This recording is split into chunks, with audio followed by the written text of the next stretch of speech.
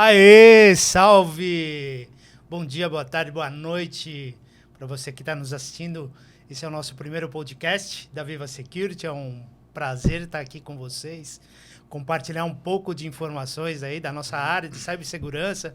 Temos aqui o nosso primeiro podcast, como eu disse, da Viva Security, a nossa empresa que tem aí como objetivo democratizar a cibersegurança, levando o tema de cibersegurança de uma forma mais descomplicada para todos e todas, sempre levando soluções inovadoras, disruptivas para os nossos clientes. E nesse primeiro podcast, é lógico que não vai ser diferente. A gente tem aqui a presença de um fabricante bastante interessante, de um parceiro, de um amigo que vai participar dessa roda de conversa. E o título do podcast é Histórias Assombrantes, assustadoras da cibersegurança. Vamos trazer aqui histórias cavernosas, o dia a dia, esse dia a dia que tira o nosso sono. Você tem aí histórias que tiraram o seu sono, problemas que te acometeram por conta da cibersegurança. Vai contar aí pra gente quando você assistir o vídeo. E é isso. Eu me apresentando aqui, eu sou o Fábio Zanin, diretor comercial da empresa. Temos aqui também a presença do Fabrício. Tudo bem, gente? Prazer. Primeira vez, estamos inaugurando aqui com o Edu, que é um parceiro muito querido. E a gente quer simplificar o dia a dia das operações de segurança de todo mundo. Essa coisa de democratizar, Fábio, é trazer para o senso comum, Eu acho que o legal é que a gente vai trazer numa data muito especial, que é o Halloween, ou o dia do Saci. Não sei se vocês sabem, mas é o dia do Saci também. É aquela coisa do Império Britânico, os americanos contra os brasileiros. Os brasileiros eles quiseram criar o dia do Saci para combater o Halloween. Mas a gente quer trazer isso aqui num formato assim super descontraído. E o tema do ransomware, que é aquilo que realmente assombra a gente no dia a dia, assombra os clientes no dia a dia, Edu? Isso aí, histórias cavernosas, cabeludas. E o Edu tá aqui, o nosso convidado especial da Halcyon, Eduardo Radermack. Esse nome sempre realmente me deixou muito, muito próximo de você, Radermack. Fala aí, Radermack. Conta aí para nós um pouco da tua história. Pessoal, muito obrigado. Primeiro, é um prazer imenso estar aqui com vocês. De fato, essa parceria com o Zanin já vem de longa data, São muitos anos trabalhando juntos em diversos fabricantes diferentes. A gente vem desde Varones, quando tudo era mato. Quando tudo era mato. Começamos com tudo. A gente evangelizou o mercado a respeito do começo da segurança, falando de classificação de dados, lembra? Era uma coisa que não existia. Não existia. Era uma bagunça. E hoje a gente já está falando de ransomware, coisa muito mais avançada, inteligência artificial, computação quântica.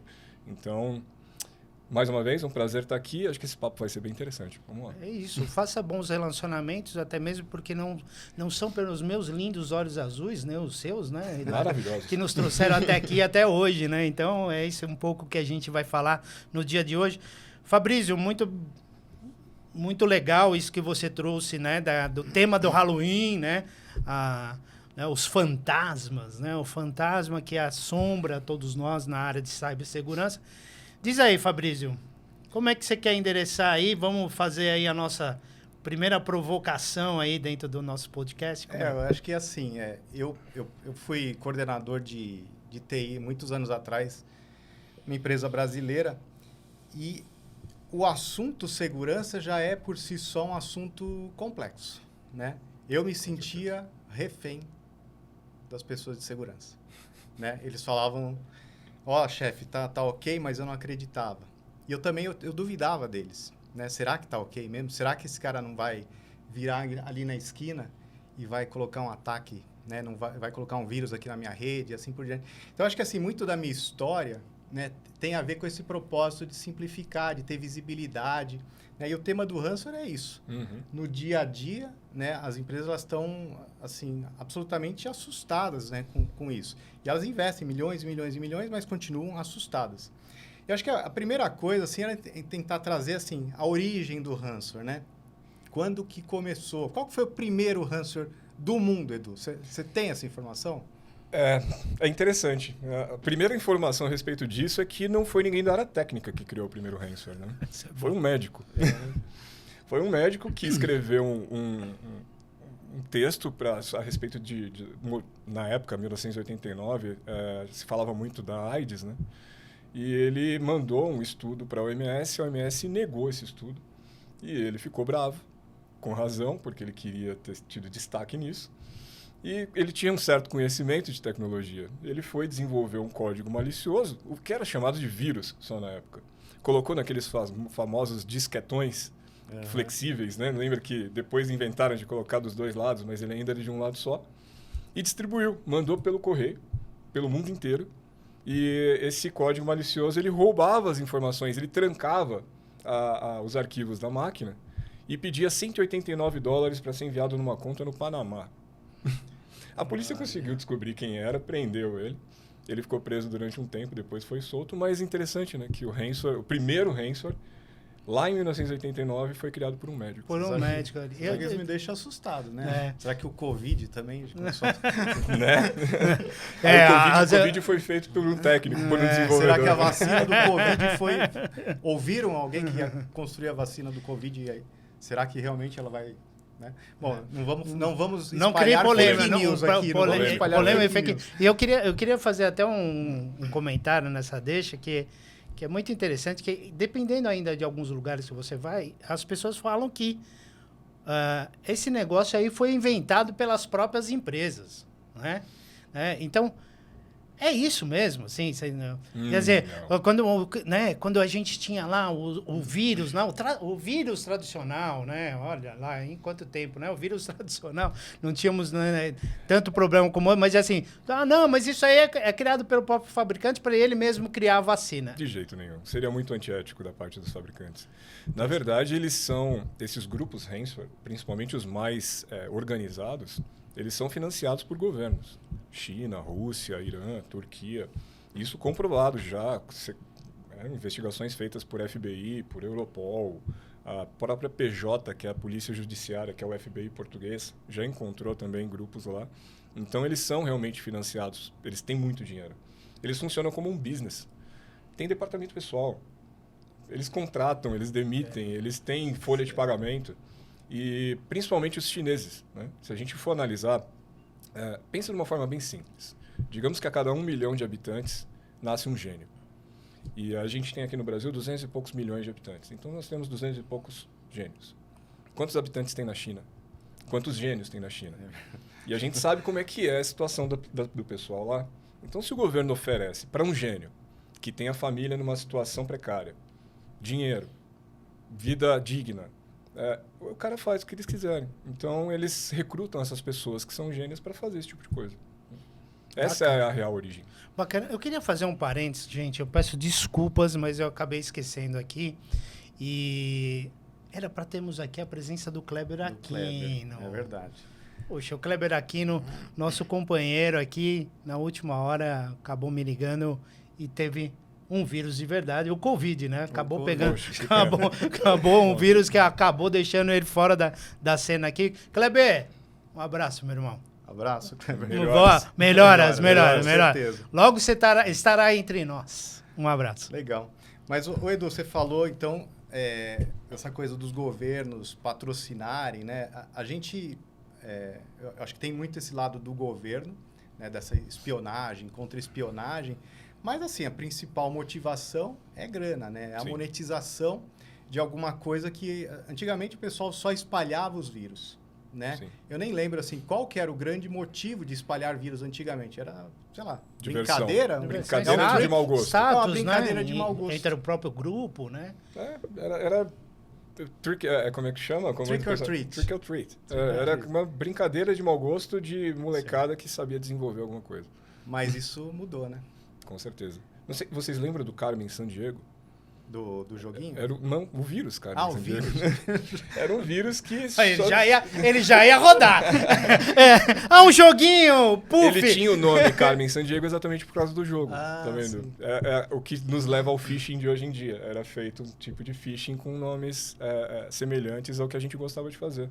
Mas eram coisas simples, relativamente simples. Hoje... o objetivo final é financeiro.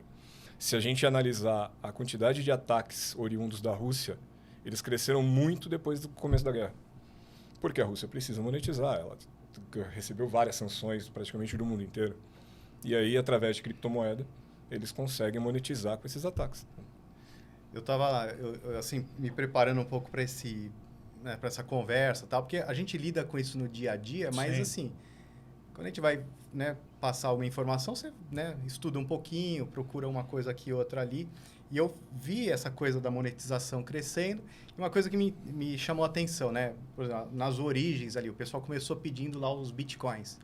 Mas as pessoas não sabiam nem pagar em bitcoin. Uhum. Então, assim, você era sequestrado, né? Seus dados eram sequestrados. Você recebia uma mensagem assim, ó, pague tanto para receber isso de volta, só que você não sabia como pagar. Porque o Bitcoin também era um negócio completamente desconhecido alguns anos atrás. Disruptivo, Né? novo. Blockchain é novo, né? É Sim. tudo muito novo. Muito Né? novo. E aí entraram as exchanges, as corretoras, e aí, pelo menos isso facilitou, né? O resgate começou a ser um pouco mais simples. É óbvio que ninguém incentiva isso. Não né? deveria negociar com completamente. terrorista, né? Sim. Completamente. E é nessa linha, né, que é interessante, né? Quando a pessoa paga, Edu, quando a empresa vai lá, paga, ela tem a garantia que seus dados vão estar lá de volta, Não. íntegros, do jeito que foi roubado? Não. Muitas vezes até os próprios criminosos não conseguem descriptografar os dados que eles criptografaram.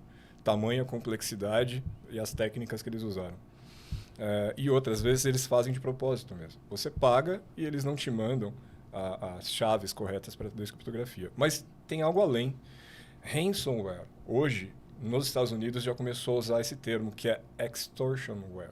Extortionware. A extorsão ela está muito maior em cima dos dados que foram roubados antes da criptografia, e esses dados deles são colocados à venda na internet.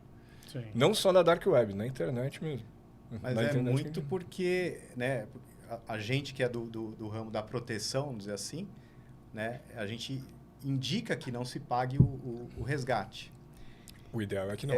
Que não. E aí eles criaram exatamente essa questão de extorsão, né, para vazamento de dados, para ter um segundo motivo Para te para você forçar a pagar. poder pagar. Exato. E tem um movimento, né, que diz que você, quando você paga, é mais ou menos como um agiota, né? É um incentivo. É, né? não, Ele e volta, você né? incentiva e você paga, e isso não quer dizer que e a probabilidade dele voltar a te extorquir novamente é grande, ou você sofrer um novo ataque. Isso acontece muito. Isso é verdade. Então, é comum, isso é comum. Inclusive, não sei se eu posso citar, mas a gente tem um cliente, a Halcyon tem um cliente aqui no Brasil, que é uma universidade, por questões, né, de NDA, eu não vou falar Sim. o nome, mas é uma grande universidade.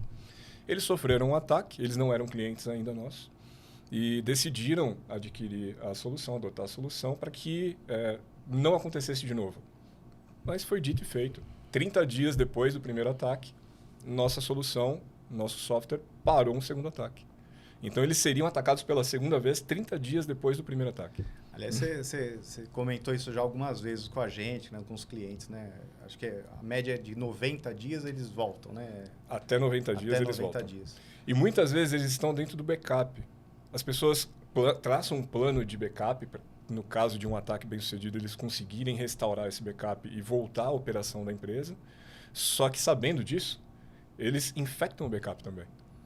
Sim. Então, eles deixam o seu backup infectado para que quando você restaura o backup, eles continuem ali. E aí eles conseguem ter um segundo ataque. E é a primeira, vamos dizer, é a primeira ideia que vem na cabeça, né? É a primeira ideia.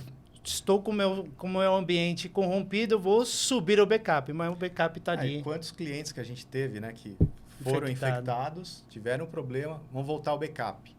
Primeiro, assim, aquela doideira, né? O plano de restauração, que era para durar 5 horas, demora 5 dias, pelo menos. Às vezes semanas, né? Semanas, meses, né? Tem vários casos que demora meses. E é isso mesmo. O backup, ele... Hoje tem uma série de técnicas, né? Para detectar se o backup também está comprometido. Mas até a gente ter isso como certo Mas eu me lembro há muito tempo atrás, quando eu trabalhava com backup, a gente usava o seguinte jargão. Assim, Faz um tempinho, vai. era legal que era o seguinte, né? Backup todo mundo faz, né? O ponto é o restore, né? Quem que faz o restore, né? Então, assim, e aí tá claro, né? Muitas empresas também têm esse ponto, né? Que além de estar comprometido, às vezes ela vai subir, vai puxar o restore e... Nas minhas apresentações, nas minhas reuniões, eu sempre pergunto para o cliente se ele já fez uma restauração de backup full, para testar se funcionaria. Boa. E 99,9% das vezes foi dito que não. Incremental. Porque não tem como fazer. Você teria que ou parar a empresa para fazer um teste desse, ou construir um ambiente paralelo à semelhança do seu, que custaria muito caro para poder fazer isso. Então, não tem como. Para alguns casos, assim, é muito difícil mesmo. Mesmo com essa coisa tem de que cloud contar com a sorte. Tal, é muito difícil. Contar com a sorte é complicado. Né? E aí, pegando esse ponto, dá para contar com a sorte nesse mundo onde que o cybercrime está cada vez mais especializado, cada vez mais profissionalizado? Quer dizer, dá para contar com a sorte?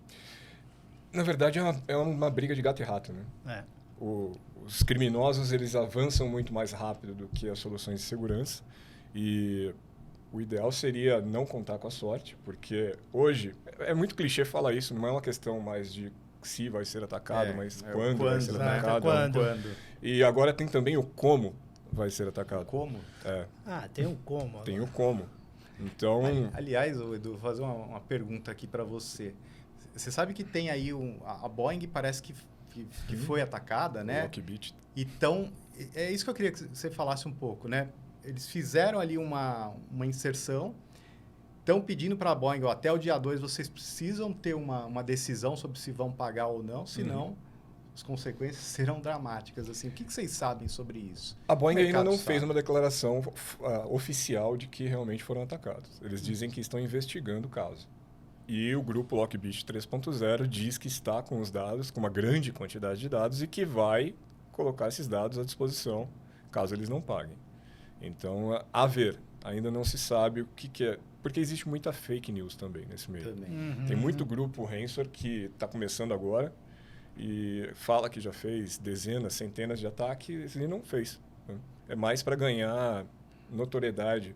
É aquela questão da moral na guerra, onde você usa... A guerra ela não é feita só de ações, mas também do jogo de palavras, de criação de narrativas. Da notícia mentirosa. O psicológico é muito forte nisso, né?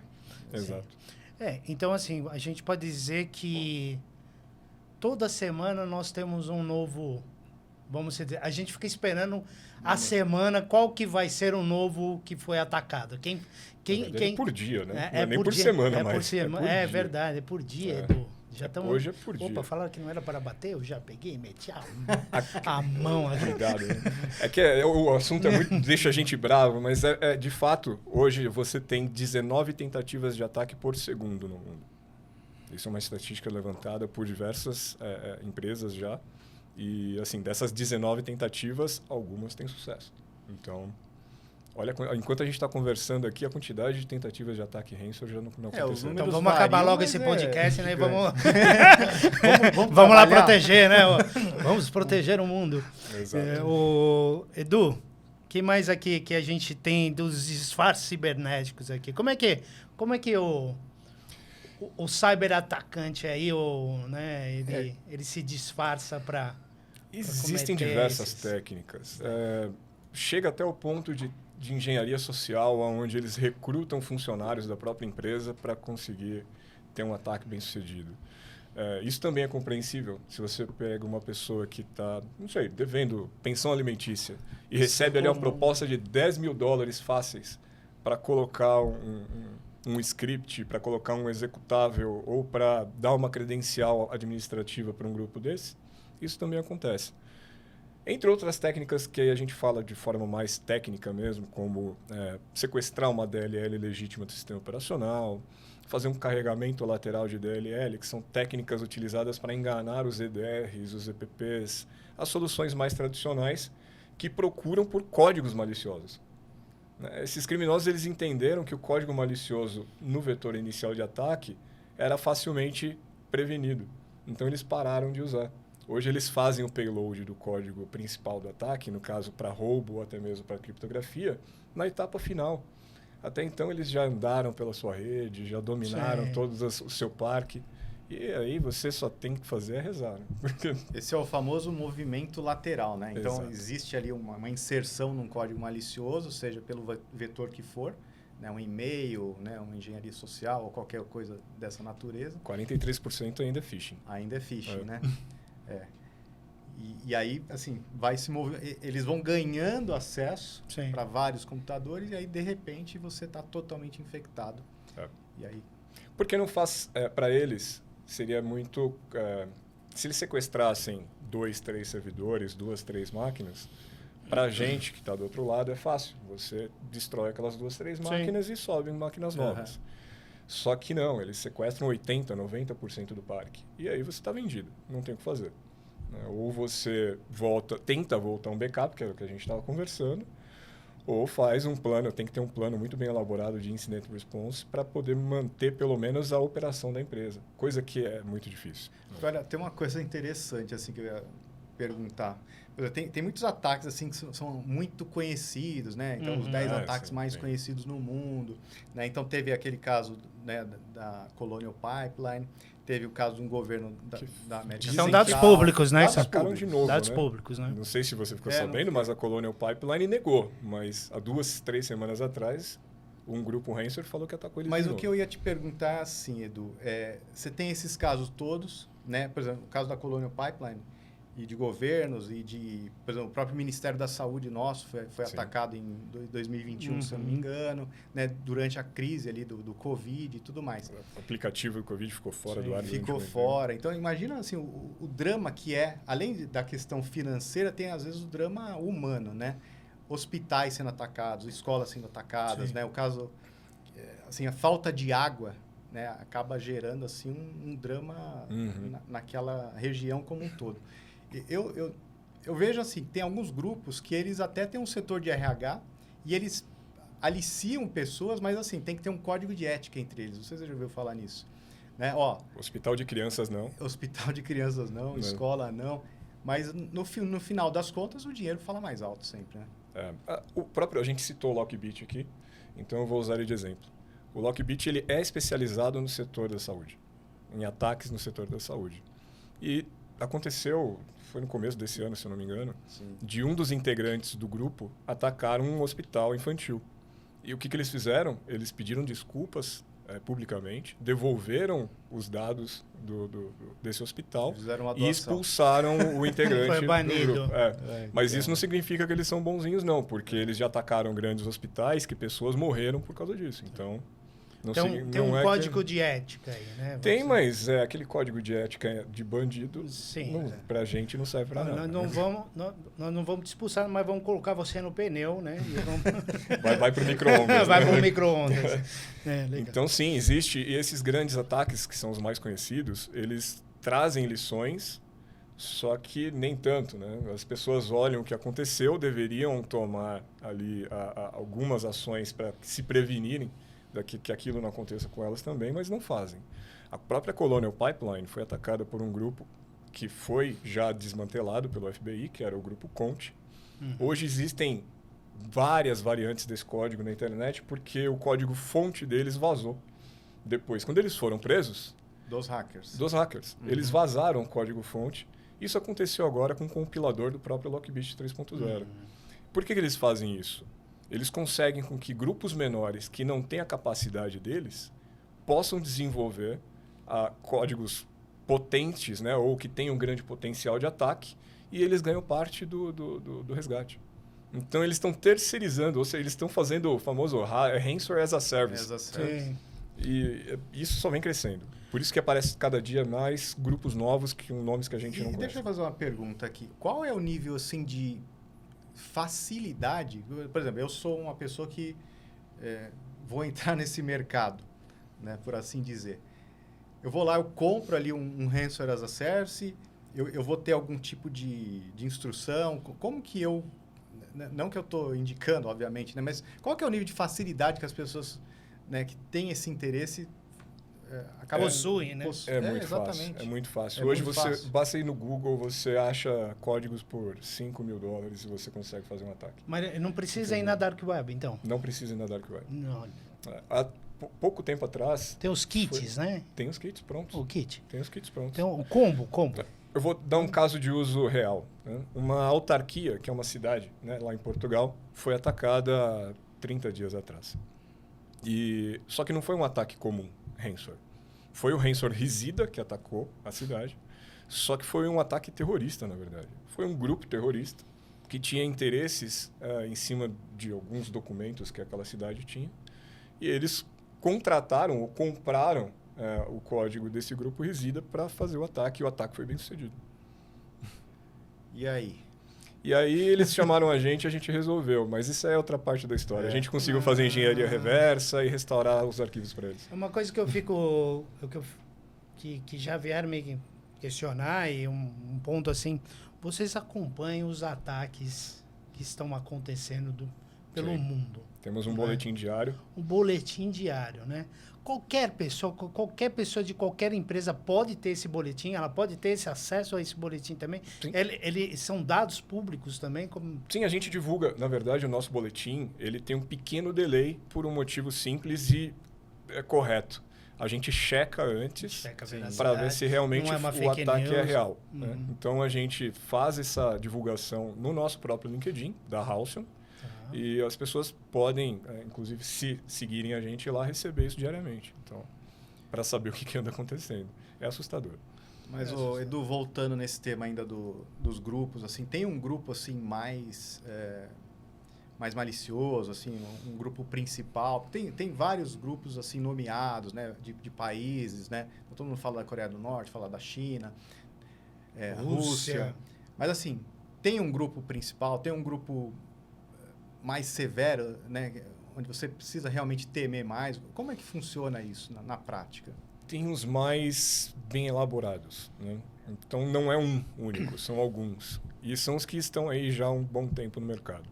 É o próprio Lockbit que a gente falou, tem o Black Cat, que é o Alpha, que eles fazem um tipo de criptografia assim, muito, muito complexa mesmo, de buscar variantes do próprio ambiente no momento do ataque para gerar as chaves de criptografia. Isso dificulta muito uma possível engenharia reversa.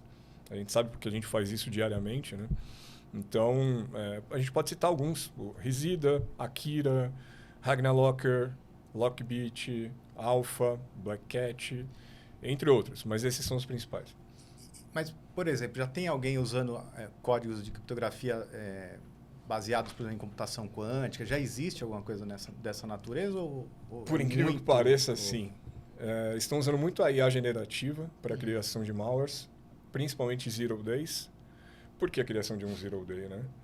Porque os EDRs e os XDRs, eles são preparados para encontrar código malicioso, eles têm um treinamento do machine learning deles para encontrar esses códigos.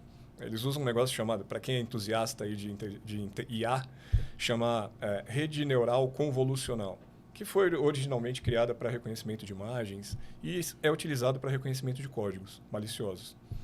Pensando nisso, eles não usam mais o código malicioso, ou se eles usam o código malicioso, eles geram aquele código no dia, por isso se chama Zero Day. É de hoje o código, ele é o mais fresco possível, vamos chamar assim. E aí o EDR não tem a capacidade de pará-lo, né? Se ele não fizer algo muito impactante no ambiente.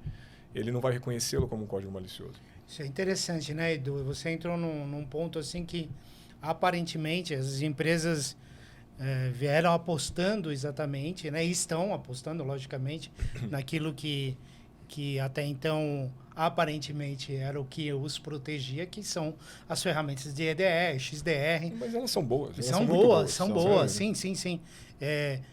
Eu queria que você pudesse falar um pouco mais o porquê que mesmo a gente, e aí são casos, né, também públicos, né, por que as empresas, mesmo tendo XDE ou EDE ou soluções, né, de grandes fabricantes, elas ainda sofrem ataques de ransom?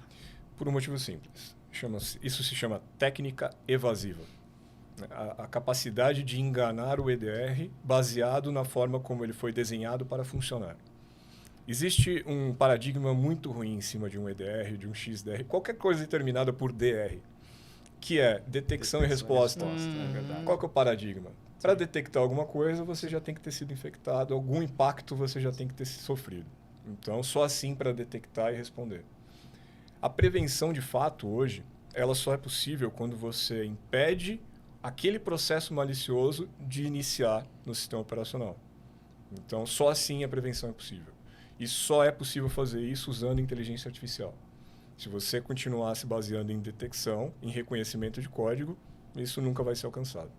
Então, assim, espera o vírus entrar para depois você ir lá fazer o teste do Covid, né? Como aconteceu com o nosso amigo Kleber hoje, né? Exatamente. E a IA hoje é utilizada também, a gente falou da IA para o mal, mas ela também é usada para o bem.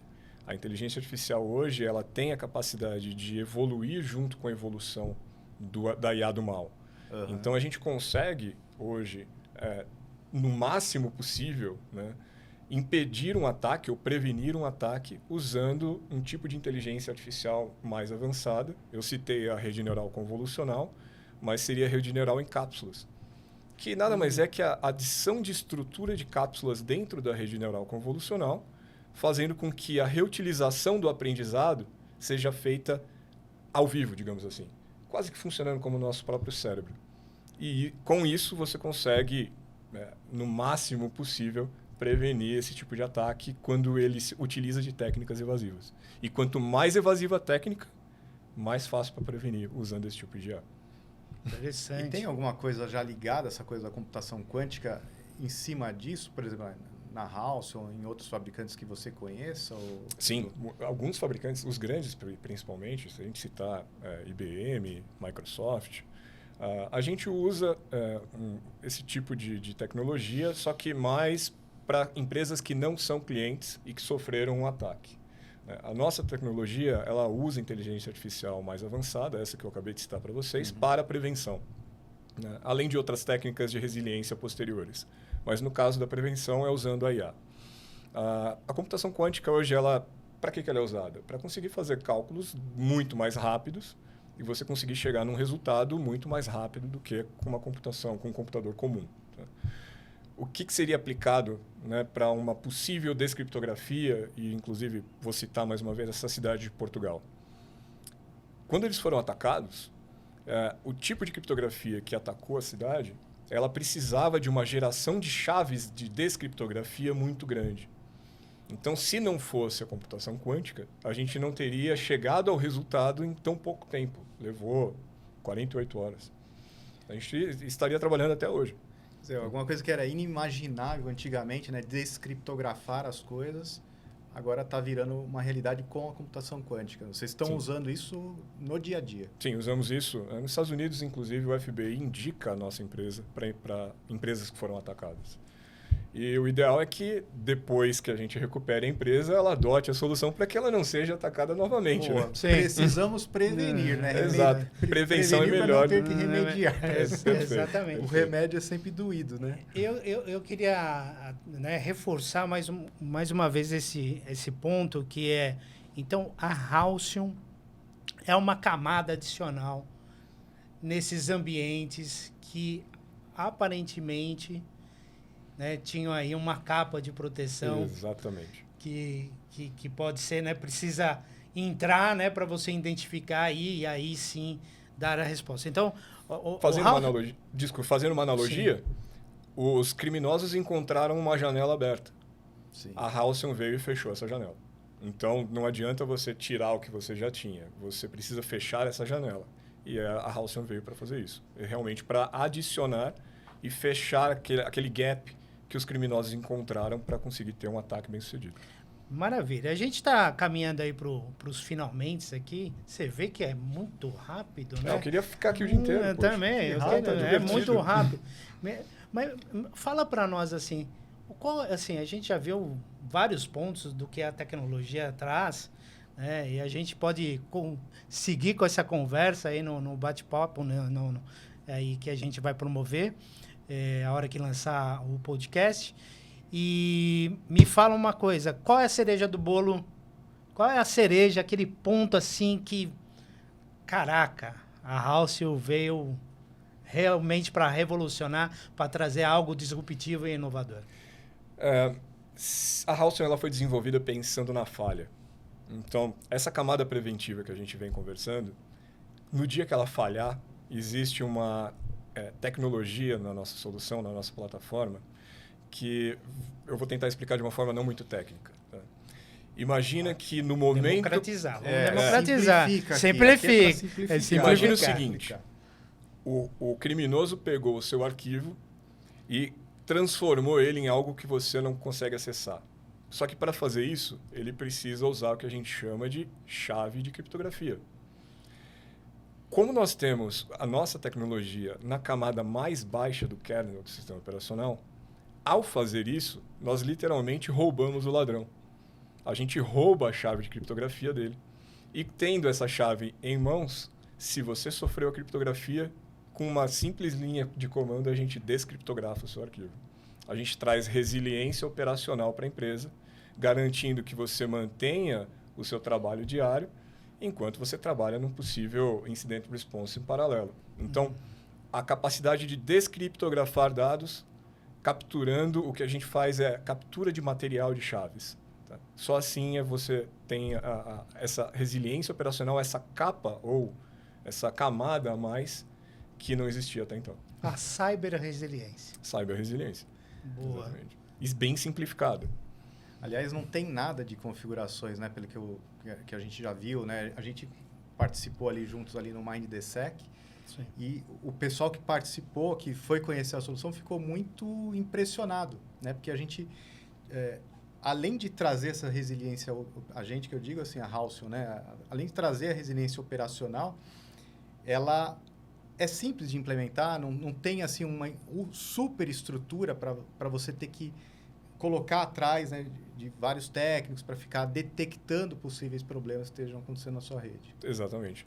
É um agente muito leve, não consome praticamente recurso nenhum, não precisa de reinicialização das máquinas, principalmente para servidores, isso é muito interessante, e não tem configuração nenhuma por um simples fato também. É IA pura. É IA pura. E a IA está na nuvem em diversos lugares do mundo. Né? A gente já está contratando novos data centers ao redor do mundo para aumentar essa capacidade, tanto de computação quanto de compartilhamento de aprendizado. Olha uma coisa interessante. Se um cliente nosso do outro lado do mundo agora sofre uma tentativa de ataque, o aprendizado do nosso agente, da nossa solução lá, vai ser compartilhado com a gente aqui no Brasil em questão de segundos.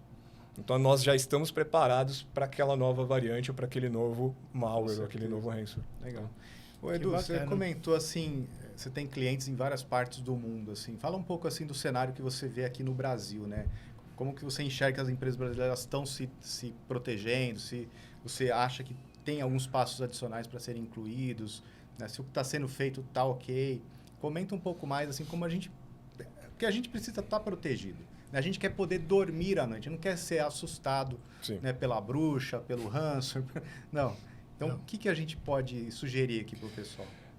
O Brasil ele tem algumas singularidades, né? Tem algumas particularidades. Empresas mais maduras, falando de cibersegurança, elas buscam adotar novas soluções porque elas sabem que isso é necessário. Empresas não tão maduras, elas fazem o famoso pagar para ver. E, infelizmente, eles acabam vendo. E quando eles veem, eles resolvem se mexer. Então, essa é uma característica nossa, né, aqui do nosso povo aqui. Mas eu trabalho toda a América Latina, Portugal, Espanha e parte do Oriente Médio. Não é da mesma forma. O pessoal, principalmente aqui na América Latina, Chile, alguns clientes que eu tenho no Chile, eles tentam se adiantar e realmente adotar novas tecnologias antes que algo aconteça. Talvez seja algo cultural nosso. A gente já está acostumado a apanhar e fazer o máximo para se levantar o mais rápido possível, né? O engraçado é assim, né, Edu?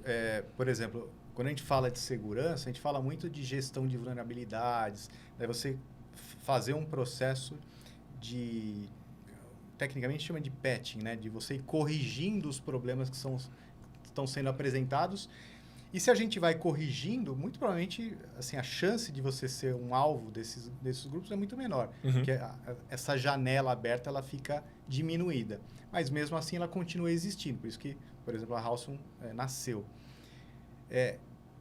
E o engraçado é que, por exemplo, nos Estados Unidos, eu cheguei a morar nos Estados Unidos um tempo, eu ouvi muitas vezes que, por exemplo, os sistemas operacionais lá eram muito mais antigos do que o que a gente tinha aqui. Então, no Brasil, a gente tem, de uma certa forma, Sim. um parque mais atualizado, Sim. né, do que, por exemplo, no próprio Estados Unidos, mas a gente tem uma cultura de exposição assim, um pouco diferente, vamos chamar assim, né?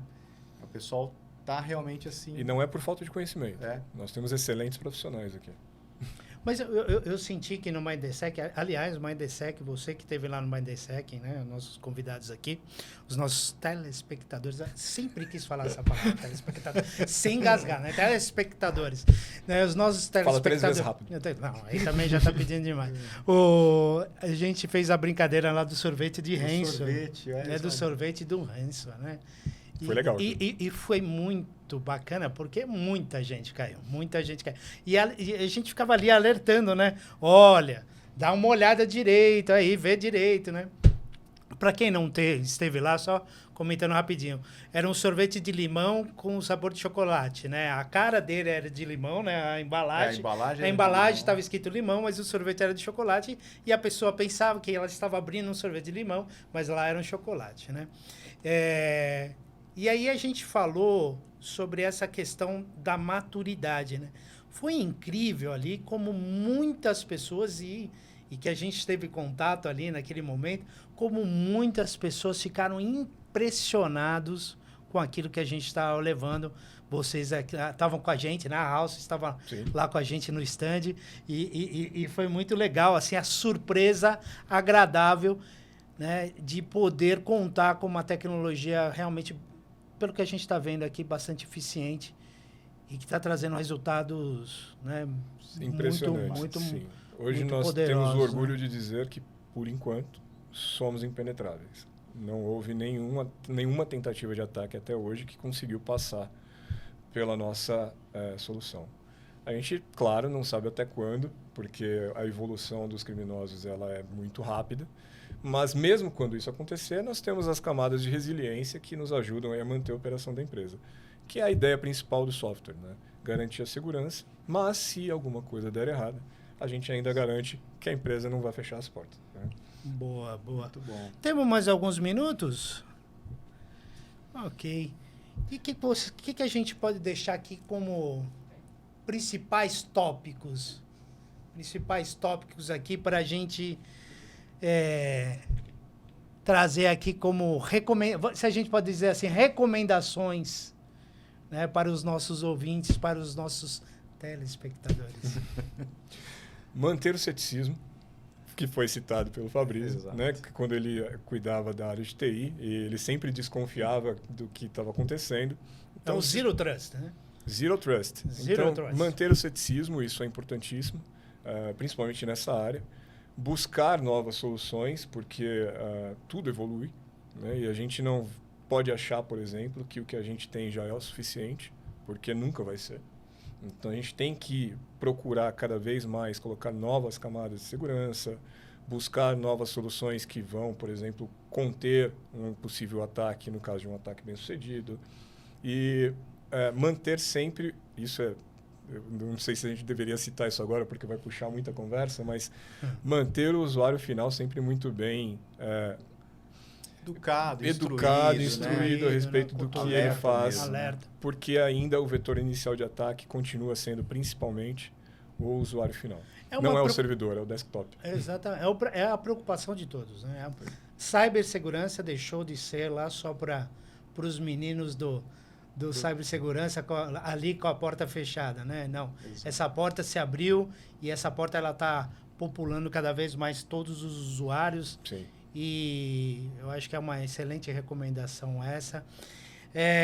Tem mais alguma coisa que você queria perguntar, que você está se rasgando aí, Fabrício? Eu acho que sim, a gente conseguiu cumprir bem assim, esse tema, que é um tema que desperta a atenção, né? Que tem esse grau de, né, daquelas empresas, né, que se acham prontas para qualquer coisa e, na verdade, eu até olhava para a Halcyon, olho para a Halcyon e falo, poxa, hoje a gente tem uma solução muito diferente de tudo que a gente já viu, né, com um grau técnico assim muito diferente. Para quem não sabe, né, a Halcyon, o primeiro cliente da Halcyon foi o próprio governo dos Estados Unidos. A origem né? é a origem dentro do governo do né? DoD, né? Que é o Departamento de Defesa. Então, assim, mesmo assim, né, tem que estar evoluindo sempre, porque o que não muda em cibersegurança é a dinâmica da coisa, né? Os atacantes estão sempre procurando mais formas, mais brechas de penetrar ali, e você precisa estar respondendo da mesma maneira.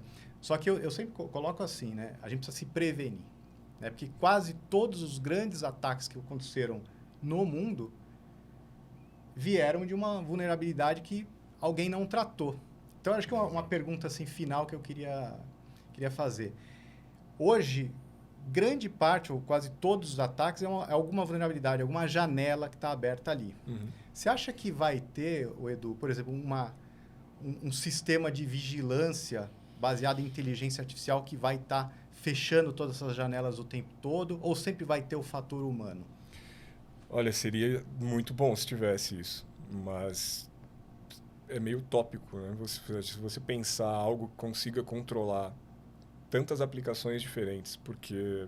Vou dar um exemplo, se a gente ainda tem um tempinho. Move IT é um software utilizado globalmente por muitas empresas e ninguém imaginava que ele seria utilizado para a entrada de ataque. E ele foi utilizado em larga escala para ataques há pouco tempo atrás. Então, eu acho que é utópico. Seria muito bom ter isso, um Iron Dome para esse tipo de coisa, mas eu acho impossível de ser feito. Tamanha a quantidade de novas aplicações que são criadas e que são adotadas pelas empresas hoje. Então, a conscientização do usuário, eu acho que a primeira coisa, ela é a principal, Sim. na verdade. A gente está aqui falando de tecnologia, IA, computação quântica, mas a conscientização do usuário continua sendo o foco. No final das contas, é a velha tríade, né? Pessoas, processos e tecnologia. Exatamente. No final das contas, não muda. Né? Acho que é isso. Bom, gente, assim, esse papo não se encerra por aqui. Na verdade, ele tá sendo startado agora, né? É o primeiro.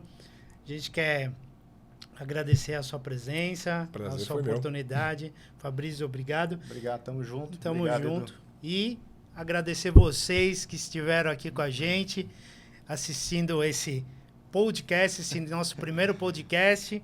Agradecemos a grande oportunidade. Tamo juntos. E não percam aí nos próximos episódios, né? E eu queria dizer, não deixe o fantasma do ransomware entrar na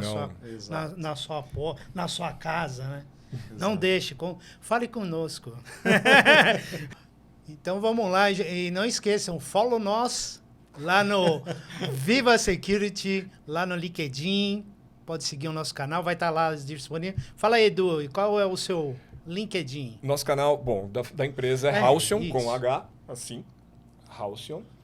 E o meu é Eduardo Hadermeck, é um pouco complicado, mas com H também. E a gente tenta manter sempre tudo muito bem atualizado para poder ajudar toda a comunidade aí entender o que vem acontecendo, como se prevenir. Então, sigam a gente lá. A gente espera informações do site, né? Sim. Dos atacantes. Tá tudo lá. Quem seguir a gente lá vai conseguir ter acesso a tudo isso. E caso não tenha alguma coisa que vocês queiram, é só me procurar. É isso aí. Follow nós. Valeu. Até mais. Valeu. Obrigado.